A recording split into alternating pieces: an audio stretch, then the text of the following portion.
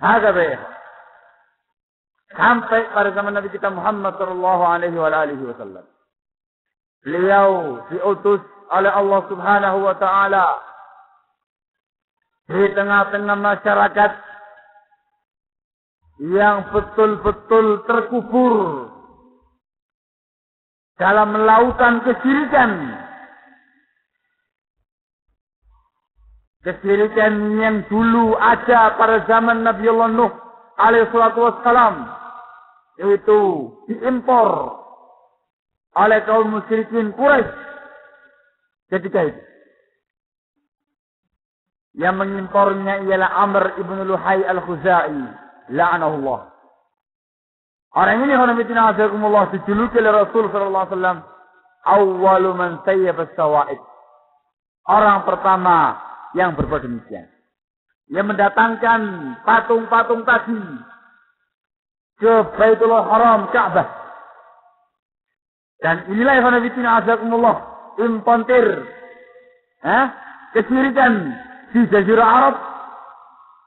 Sehingga ketika itu khonamitina azakumullah kebanyakan bangsa Arab, bahkan seluruh bangsa Arab kecuali sedikit saja, mereka semua tenggelam dalam lautan kesyirikan, penyembahan kepada berhala-berhala, kepada arca-arca, patung-patung, pohon-pohon keramat, penyembahan kepada malaikat, penyembahan kepada matahari, kepada bulan, bahkan kepada jin-jin. Semuanya mereka sembah.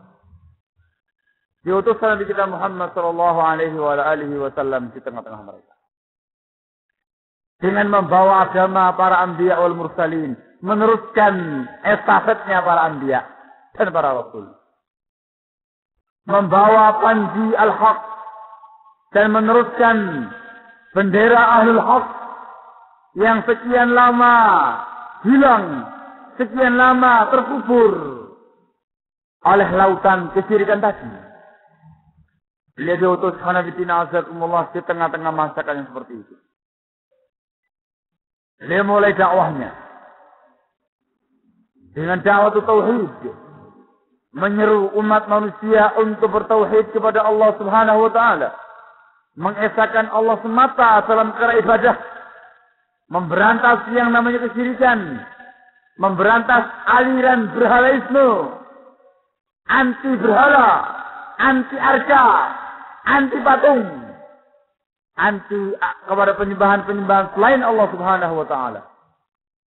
Dalam sejarah beliau sallallahu alaihi wasallam kita bisa membaca bagaimana beliau khanafitina azakumullah harus berperang melawan kaum musyrikin. Ketika itu khanafitina azakumullah terbagi dua kelompok saja ketika itu, yaitu kaum mukminin, kaum muslimin yang mengikuti ajarannya beliau sallallahu alaihi wasallam, dan kaum musyrikin serta ahlul kitab. Kaum musyrikin Quraisy, ahli kitab, orang-orang Nasara dan orang-orang Yahudi. Yang ketika itu orang-orang Nasara, Romawi, kaum musyrikin bangsa Arab dan Persia. Sementara orang-orang Yahudi mereka di Madinah, Bani Nadir, Bani Quraidah dan Bani Qainuqa. Dua ya, di masa-masa awal Islam. Terus berketemu bagaimana yang dipaparkan dalam sirah Nabawiyah, perseteruan antara ajaran yang beliau bawa, Islam yang murni, al-haq, bendera yang beliau pancangkan, bendera al-haq, berhadapan dengan kesyirikan, dengan kebatilan yang dipimpin oleh iblis la'natullahi alaih dengan bala pasukannya dari kalangan kaum musyrikin dan ahli kitab.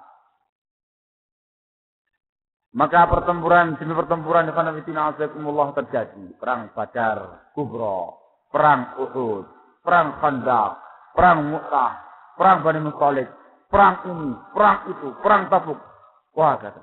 Terus bertemu dengan dan sunnatullah khanafitina azakumullah, termasuk ketentuan takdirnya Allah tabaraka wa taala, yang namanya Islam, yang namanya kebenaran itu lebih tua daripada kebatilan. Apa maksudnya? Yang namanya kebenaran itu pasti jaya. Itu pasti menang. Sebab yang pertama kali muncul ialah hak dengan Nabiullah Adam. Dan yang namanya kebatilan itu masih muda umurnya, yaitu ketika adanya iblis laknatullahi alaih. Dan ini pula yang diberitakan dalam Al-Quran.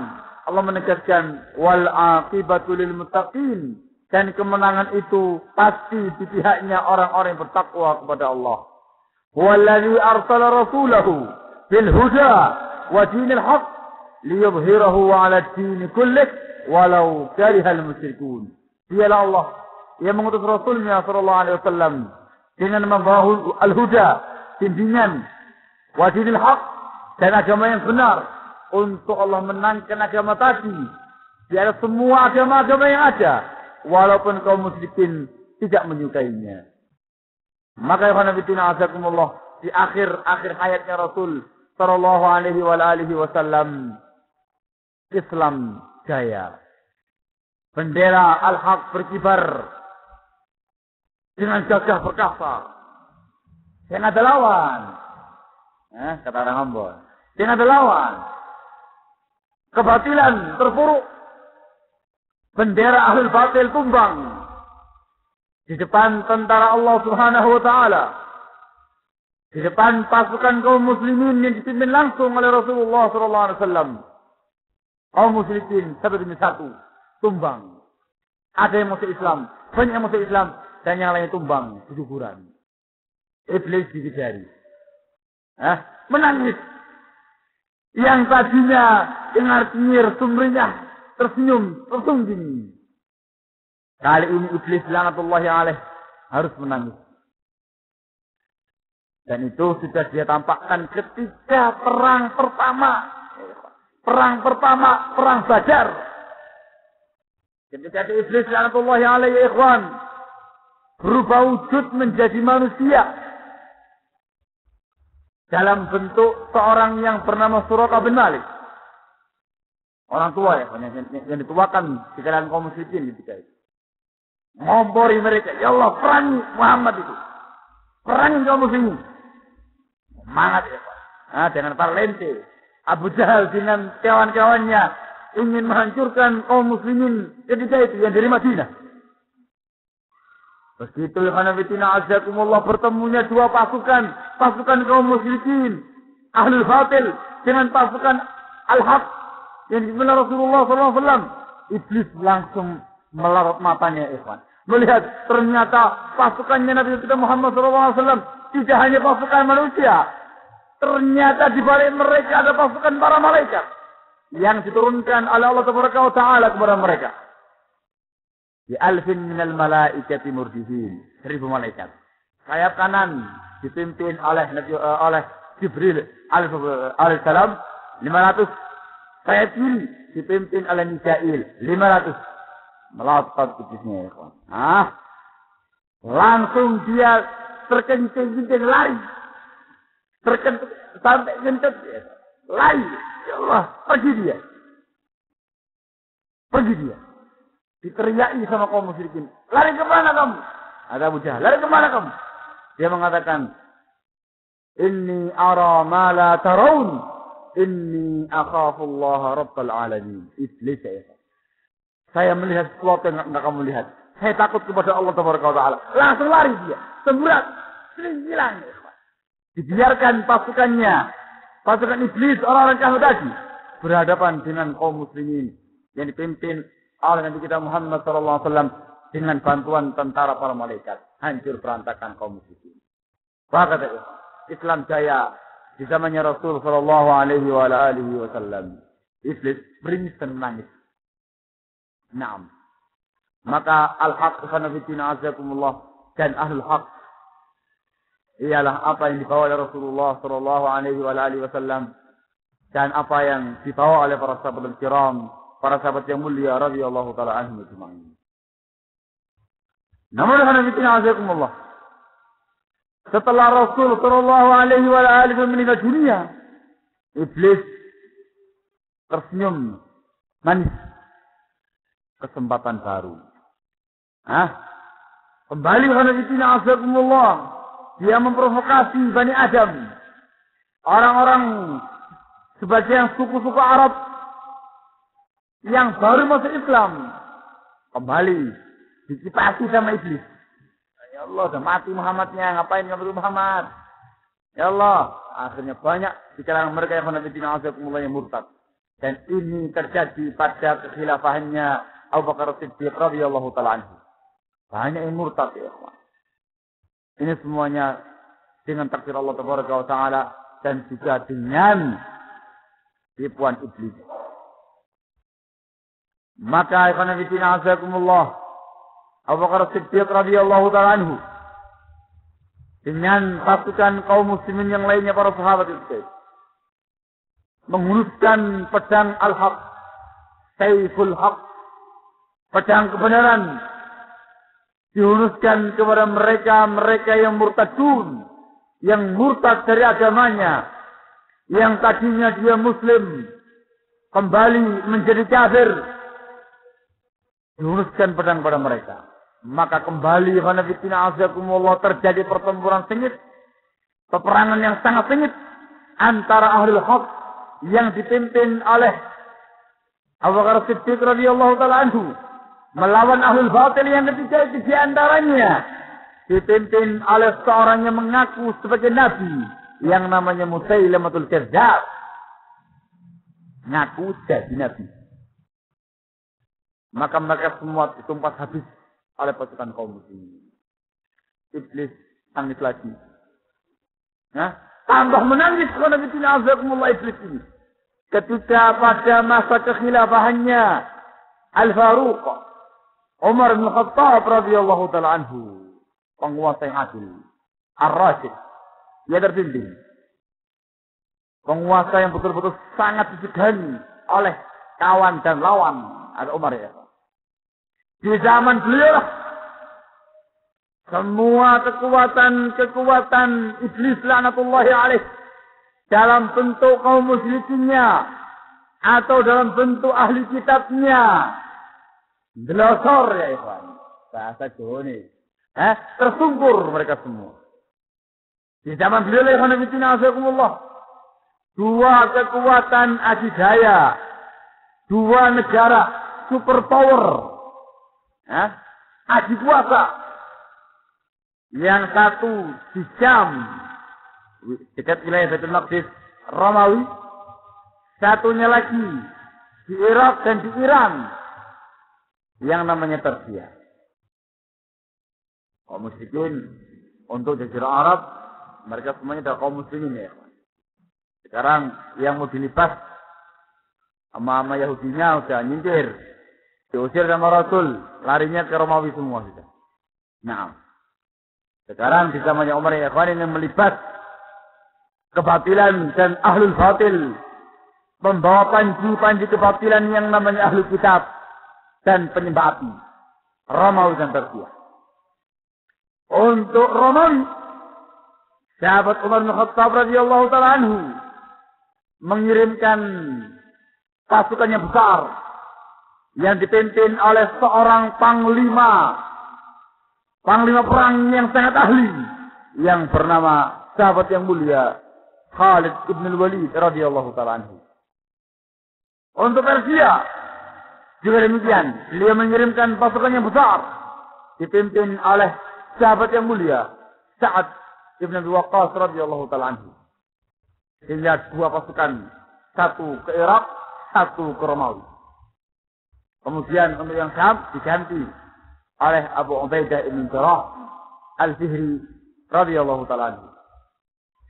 Di masa kekhilafan beliau nilai khonafidina azakumullah, dua kekuatan tadi luluh lantak, hancur berantakan. Gedung putihnya Persia, sama gedung putih ini bukan dongengnya ikhwan, ini sejarah Islam ini, disebutkan dalam buku-buku para ulama ini. Memang Persia memiliki gedung putih. Jangan kamu kira cuma Amerika toh yang punya gedung putih itu. Sudah lama, itu sudah zamannya Persia dulu gedung putih. Itu disebutkan dalam sejarah, buku sejarah. Al-Qasrul Abyad. Istana putih. Bahasa kita sekarang, gedung putih. Gedung putihnya Persia, ya Nabitina Azzaikumullah. Itu diinjak-injak oleh kudanya kaum muslimin. Dalam keadaan kaum muslimin ketika itu pakaian itu bang cantik. Tambalan sebelah sini, tambalan sebelah sini. Orangnya kurus-kurus. Wah, kudanya larinya kayak begini. Itu diinjak-injak oleh mereka. Permadani Persia dia, kawan. Dari sutra yang tebalnya segini. Diinjak-injak oleh mereka. Perbendaharaan Persia ya Hanafitina Azzaikumullah diangkut semua ke Khalifah Umar. Mereka ya Hanafitina Azzaikumullah menemukan satu ghanimah yang sangat luar biasa nilainya. Yaitu mereka mendapatkannya di dalam istana. Setelah mereka mengambil semua emas-emas, kemudian persenjataan segala macam, dikumpulkan semua. Disebutkan dalam buku sejarah oleh Al-Imam Ibnu Katsir rahimahullahu taala dan kitab beliau Al-Bidayah wa Nihayah ketika peristiwa Persia ini penaklukan gedung putih Persia, ketika kaum muslim berhasil masuk ke gedung putih sementara orang Persianya kaum muslimnya lari ke wilayah Iran, kasih ambil semua ghanimah yang ada, mereka curiga melihat ada semacam patung begitu dari batu giok. Itu patung tadi berdiri dan tangannya itu lurus menunjuk ke sebuah arah. Kamu mesti bingung apa maksudnya ini? Kok ada patung begini ini? Mereka terbetik dalam hati mereka. Coba kita ikuti arah isyaratnya patung tadi itu. Arah sana. Diikuti. Ternyata ya Hanafitina Azzaikumullah mengarah ke arah tembok. Begitu mereka periksa dengan seksama temboknya ya Hanafitina Azzaikumullah, itu ternyata ada pintunya. Maka dibuka gitu ya. Dibuka. Jadi jangan dikira model-model pintu yang dalam tembok yang dikemas, didesain sedemikian rupa, tidak kelihatan pintunya baru sekarang. Sekarang itu niru dulu aja. Dulu sudah zen, sudah tinggi teknologinya sudah tinggi. Dibuka mereka mendapati di situ Hanafitina Azzaikumullah perbendaharaan yang sangat luar biasa. Emas, perak, mutiara, zamrud, permata, semuanya yang namanya perbendaharaan Persia semua digotong semua ya kan, sampai ratusan ekor onta itu loh. Tidak kuat itu bawahnya itu. Saking banyaknya. Dan di antara ghanimah yang ada ya Hanafitina Azzaikumullah, mereka mendapatkan sebuah permadani yang sangat besar, lebar dan panjang. Itu kalau diangkut oleh sekian ratus orang, nggak kuat. Permadani yang sangat tebal dari sutra. Mereka bentangkan ya ikhwan. Dibentangkan. Dan di situ ya Hanafitina Azzaikumullah terdapat kehidupan bangsa Persia. Ada gambar istana putihnya. Ada gambar rajanya. Ada gambar pertemuan para raja. Ada gambar iklim-iklimnya. Wilayah ini pertaniannya, ini perdagangannya, ini niaganya, ini pabriknya, ini itunya. Yakni gambar kota Persia secara utuh. Sangat besar, sangat luas. Dipikulkan ke sekian puluh ekor onta, dibawa ke Madinah.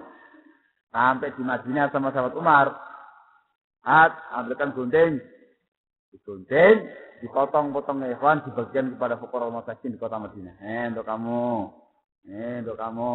Untuk kamu. Janda-janda tua sini.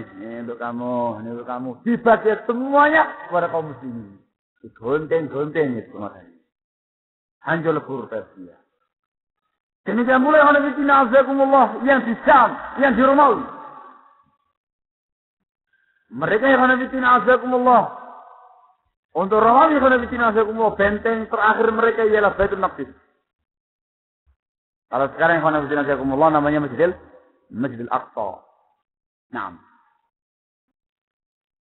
Itu terus pasukan kaum muslimin merangsek maju. maju, ke depan terus. Mereka tersayang, belakang. Sampai ketika mereka melihat tidak mungkin lagi bisa menyelamatkan Baitul Maqdis, raja mereka yang Nabiina Azzaikumullah Heraklius itu langsung naik ke perbukitan yang sangat tinggi, meninggalkan kota Syam, kota Ilya. Kemudian dia lari ke tempat yang lainnya yang jauh ke sana.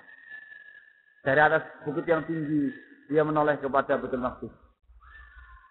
Dan dia mengatakan ucapan salam perpisahan. Dia mengatakan tidak mungkin lagi kita kembali ke situ. Dan nangis di sana, maka kaum muslimin pun akhirnya berhasil menduduki Baitul Maqdis. Alhasil, hancur, berantakan. Ahlul batil dalam bentuk ahli kitab Romawi dan kaum musyrikin penyembah api Persia. Ini zamannya Khalifah Umar bin Khattab radhiyallahu taala. Terlebih lagi Nabiina Azzaikumullah di zaman kekhilafahan Utsman bin Affan radhiyallahu taala anhu. Al-Haq dan Ahlul Haq kaum muslimin itu mengembangkan sayapnya ke seantero dunia. Bahkan Nabiina Azzaikumullah sampai memasuki dataran Cina, wilayah kaum muslimin ketika itu. Dan yang sebelah sananya sampai memasuki wilayah Soviet. Membentang luas. Ada Islam. Iblis ini. Dihindari. Geram. Nangis. Ngamuk. Ada Iblis. Namun Nabiina Azzaikumullah. Saat ini Iblis la'natullahi alaih. Dia memiliki ide yang cukup cemerlang.